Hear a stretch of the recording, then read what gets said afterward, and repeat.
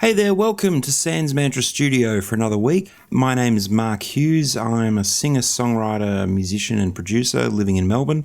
And Sanz Mantra Studio is where I share the making of my debut album under my project name of Sanz Mantra. From the studio to live gigs and everything in between. This is episode 6 of Sanz Mantra Studio, and I'm quite pleased to be here at episode 6. 6 episodes is a bit of a milestone, I guess, in terms of continuity for me. I did start a YouTube channel about 3 years ago under a different name, and I found it very hard to keep the consistency up every week or every month or whatever I set out to do. Video being a lot harder than audio, I think. For me anyway. So I'm pleased to be here at episode 6. I did say at the start of this podcast series that it would be a 6-part series. I think I might like to try and push that and keep going next week and through Christmas as well, and just try and keep it going every week. I'm quite enjoying the discipline of having to produce something every week, and I think it's actually part of the reason why I started this, which is to get in the habit of just producing something every week, and in this case, obviously, a podcast episode. But hopefully down the track, it might be a song. It'd be great to have a song a week, a new song every week. I certainly have ideas for probably enough songs to get me through, how many weeks are there in a year? 52 songs. I reckon if I worked hard, I could probably put together a song a week. It's tricky, I guess.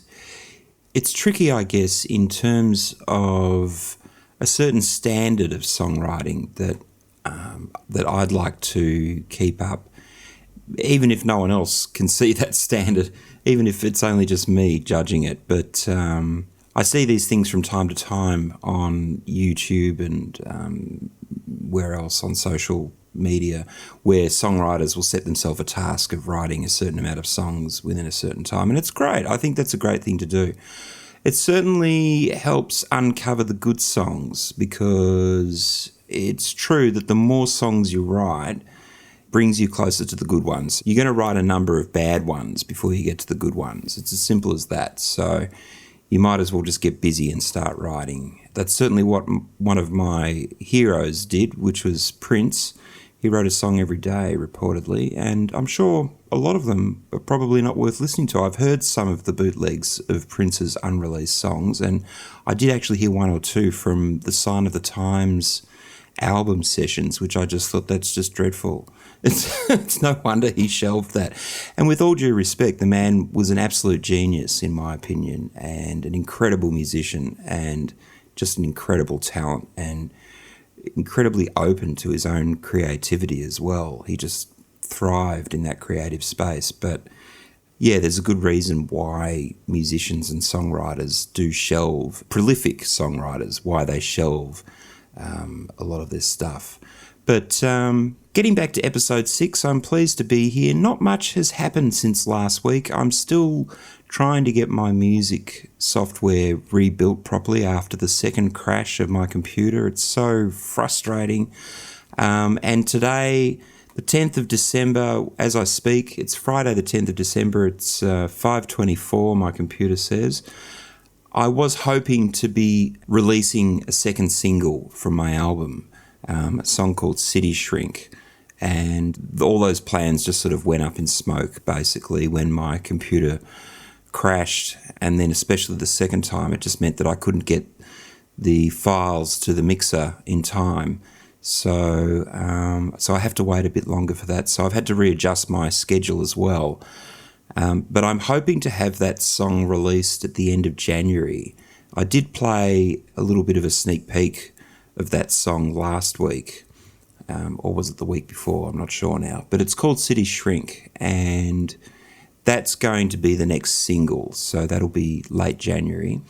And then I plan to do a few more singles, or release a few more singles after that, and then release the album in its entirety probably at the end of June. So I'm looking forward to that, and I'm looking forward to it for a number of reasons. Not just having the material out and having the release itself, which is always great. It's just such a great feeling to release something into the world. It's kind of scary and exciting all at the same time. But it's also exciting for me because I'm already working on new things that I'm excited about, new ideas and new songs. And today I thought maybe I'd share one of those a bit later on in this episode. But before then, I thought maybe I'd go through and just sort of play a bit of a preview of all of the tracks of the album.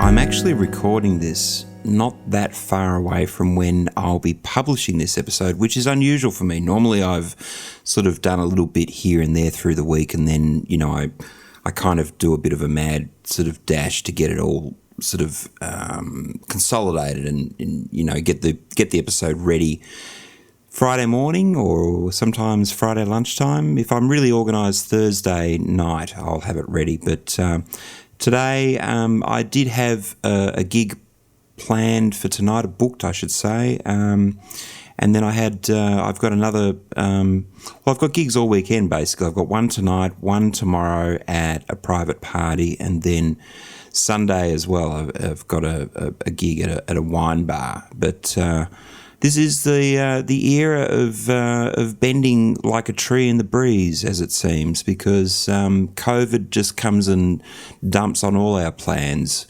doesn't it? So the other day, my wife came home and she'd been at a work get-together at what turned out to be an exposure site. So my wife and my son and I went and got tested for COVID yesterday morning, and no symptoms, but, wanting to do the right thing. And my son's result came through this morning on my phone at the same time as my wife's result, which was both negative, which is great news. I'm still waiting for mine, and I've had to ring the agency, the Savo, and tell them that I don't have a negative result yet. So I'm self-isolating. So I'm glad I've got this podcast to concentrate on, to be quite honest. And like I say, I'm doing it kind of perhaps more in real time. Maybe I'm working up to doing a live podcast. Podbean have been hassling me about doing a live podcast, which is pretty exciting to think about, pretty kind of nerve-wracking as well. You can't go back and edit anything. Certainly can't go back and get rid of all the lip smacking, all that sort of stuff, which drives me nuts. I have to say, when I listen to anything online, if they start smacking their lips, I'm just out of there. Quicker than you can say whatever your favourite saying is. Anyway, yeah, I don't like lip smacking, and I remove it all from my own podcast. So these are the little things that you might not know that I do for you, dear listener, before this goes to air. So I'm here doing this tonight. It's now 5:37. It's Friday night, and I should be really getting ready to go for my gig. I did have to cancel a student as well this afternoon, all of which is a gigantic drag, but I just wanted to mention it because I think sometimes when we acknowledge these things, it makes it easier for all of us to go through it, because we are all going through it together, aren't we? COVID, the pandemic, lockdown, self-isolation. I was very tempted during the first year. Can you believe I'm saying that? The first year of the pandemic. I mean, we're coming to the end of the second year of this pandemic. It just feels insane to be saying that. But the first year being 2020, last year, when this happened, I had some ideas about doing that song fantastic song by John Lennon from his classic Plastic Ono band. I wanted to do a cover of it.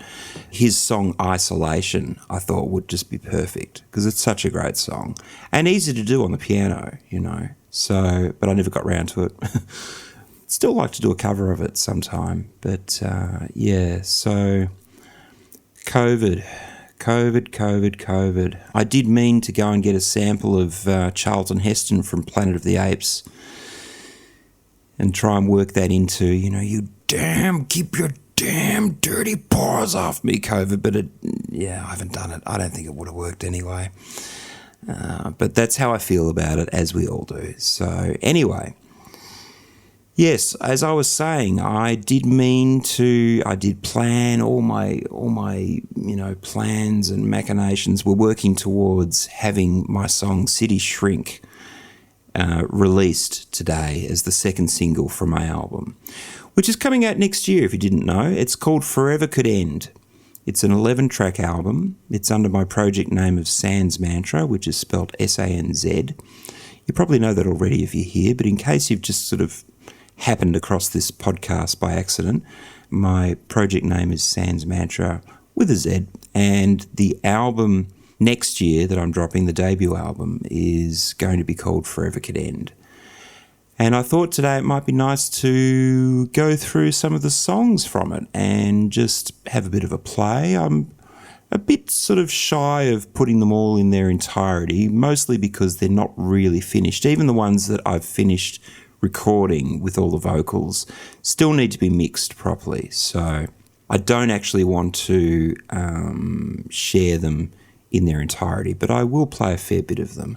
So anyway, here's the first one. This is called, I'm going to play them in order, I think, of how they will appear on the album as well. So the sequence will be the same as they, roll by in the album. So track 1 on the album is a song called Black Day. Now this song, again, is quite old. I wrote this probably around the same time that I wrote the first single that I've actually released, The Silent Crowd, which I've already sort of profiled in this series. But this song, Black Day, I think I might have even written this song, the music to it at least, before The Silent Crowd. And it took me a long time to get the words for this song to fit the music.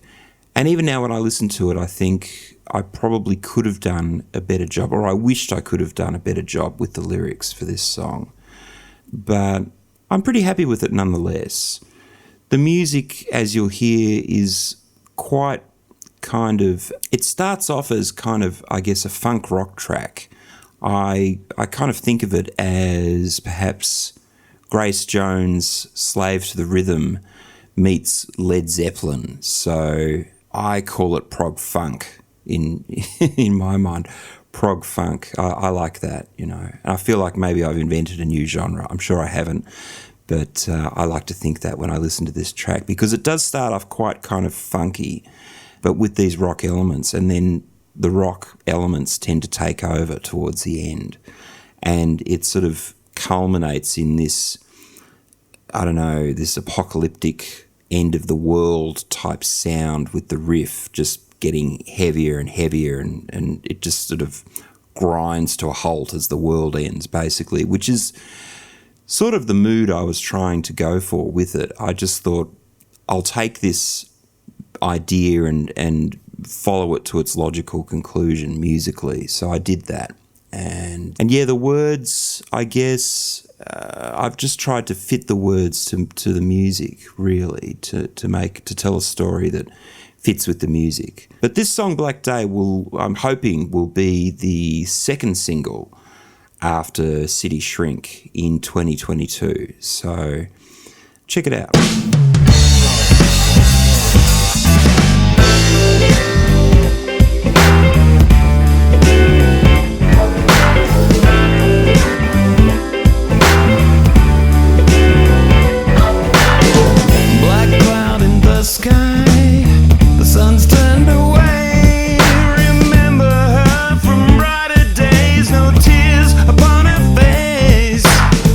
Now she says nothing.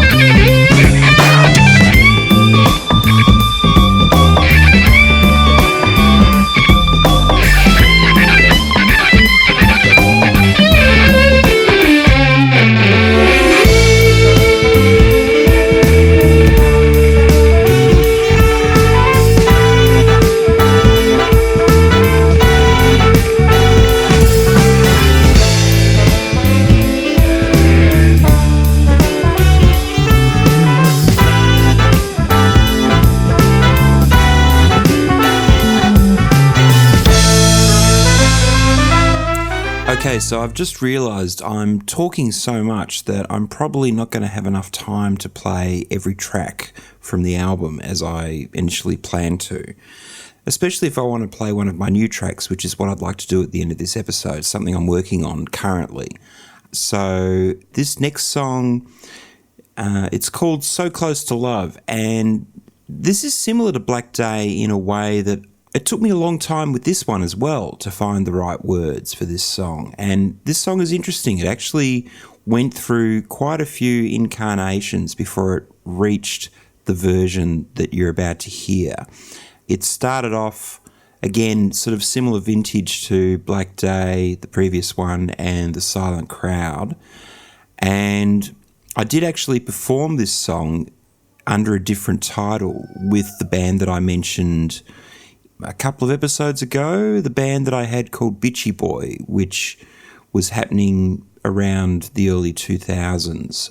Now, this song back then was called Extinct, and it had totally different lyrics. It had similar music, but I've reworked it since then, and it's an interesting song to me in terms of something that you think has got legs, but you're not quite happy with it. And I guess it's an interesting study in craft versus inspiration. So obviously there was inspiration when I first wrote this song, but then over years, over more years than I care to share, to be quite honest, the craft came in and I really honed this song. I took the elements that I liked about it, I chucked out the rest. I worked on this song and worked and reworked it and did multiple versions of it until I got to this point with it where I think it's the best version of this song that it could be. And I think if anyone is listening to this who heard the 2 episodes ago when I was interviewed by Danica and I talked about craft versus inspiration and the saying, write drunk and edit sober. This is a great example of that. I'm not saying I wrote it when I was drunk. That's possible. I can't remember, to be honest. But I did edit it and edit it and edit it until I was happy with it. And I'm really happy with it now. But they also used to say, I remember reading about Prince, who was so prolific and so talented and so incredible, like kind of like I think of him, I think of all my heroes, my musical heroes, as superhero musicians, really. I don't think I've ever said this to any of my friends, but people like Jimi Hendrix, Prince, Stevie Wonder, I don't know, even maybe Stevie Ray Vaughan. He had such an incredible talent for the guitar. They're like superheroes almost. The things that they produce, it's just like, they're like the Avengers.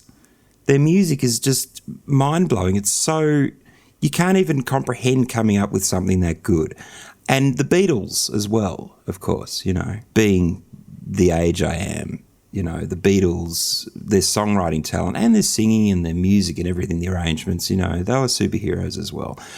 So you can think of your own favourite musicians as superheroes, but these are mine. And I look at, in particular, Prince being someone that could play multiple instruments up to such a high level. He could sing in lots of different voices. He could dance. He could even do the splits. And he could play guitar, at his height on a par with people like Eddie Van Halen. He just had everything. He was like a superhero. So, yeah, with Prince, I remember reading about him growing up, and the quote that came up often was his music was, 1% inspiration, 99% perspiration, which I think is a bit unfair, really. But it's true. You get the inspiration, then you have to work at it to make that idea come into the world, basically. There's a lot of... If anyone's watched the Get Back series by Peter Jackson on Disney+, which, if you haven't heard about it, is the Let It Be sessions remastered and re-edited and basically presented as a happy story instead of the sour story that it was as Let It Be, which was shelved by the Beatles back in 1980 because it was so gloomy. So if anyone's seen that, you'll see a moment in the first episode where Paul McCartney seemingly just reaches up into the clouds, into the ether. He's playing his bass guitar. He just turns up and there's just George and Ringo watching him. And he reaches up into the ether and pulls out Get Back from the clouds, you know? And you can see they've edited it together. I don't know how long it took, but it doesn't seem like it took that long. But he's playing his bass. He's got a rhythm. When he first starts singing it, it sounds to me a little bit like he is singing In the Jungle, The Lion Sleeps Tonight. Very, very vaguely, you know, just very vaguely. I'm not saying in any way, shape or form that he ripped it off, because he didn't. But when he first starts playing the bass and the first thing that comes out of his mouth vocally and you know, melody-wise sounds a little bit like that. But he keeps going and he hones it as he goes, but it's an amazing thing to watch. So with the 1%, if you wanted to divide it up like that, 1% inspiration, 99% perspiration, the 1% inspiration is when he gets to that studio and he sits down and he goes, okay, I can feel something. There's a song waiting to be born here. And he sits down and he starts going at it. And then the 99% perspiration would be when he's written the song and he's, you know, trying to get the other Beatles to play it and make it work, basically. So, you know, they're all sharing in that process of the 99% of perspiration of trying to get that song down as good as it can be. Anyway, here's my song, So Close to Love. I hope you enjoy this.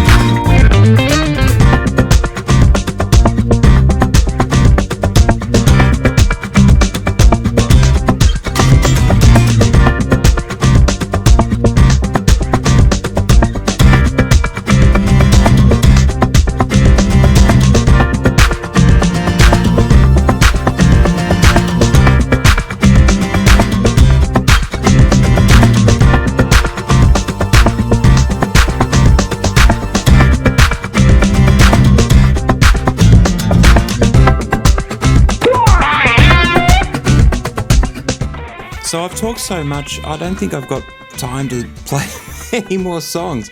So I might just play a very quick snippet of this new song that I'm working on. This is called Selective Serotonin Reuptake Inhibitor. And I'm just so happy with that title. I just love the title alone. So yeah, this next track that I'm working on at the moment as we speak, in between reinstalling new software and all the frustration that goes with that and self-isolating and missing gigs and blah, blah, blah. This track's called Selective Serotonin Reuptake Inhibitor, and this will be on my second album, which I plan to bring out later in 2022. So enjoy this.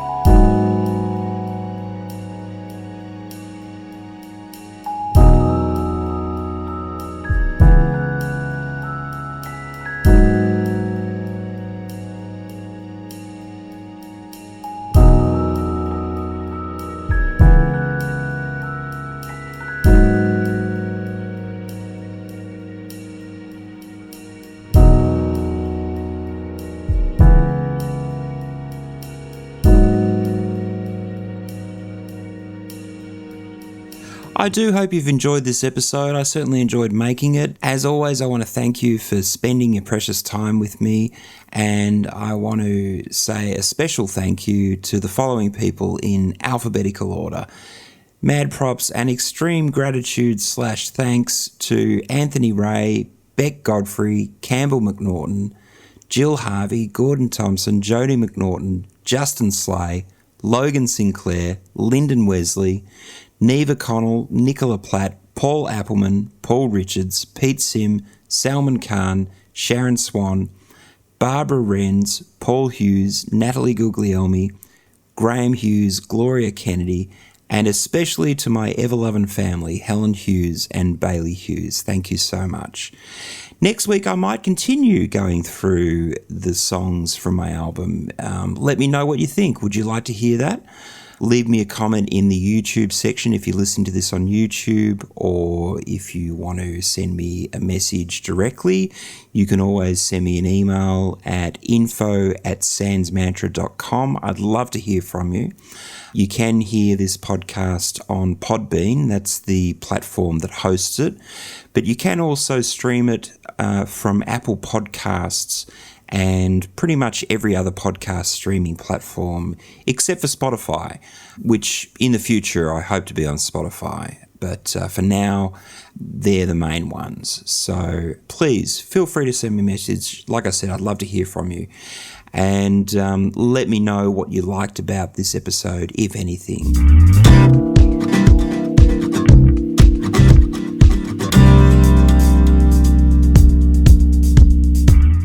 If you'd like to support me, there's a few ways you can do that very easily right now. You could go over to my YouTube channel and subscribe. It's called Sanz Mantra.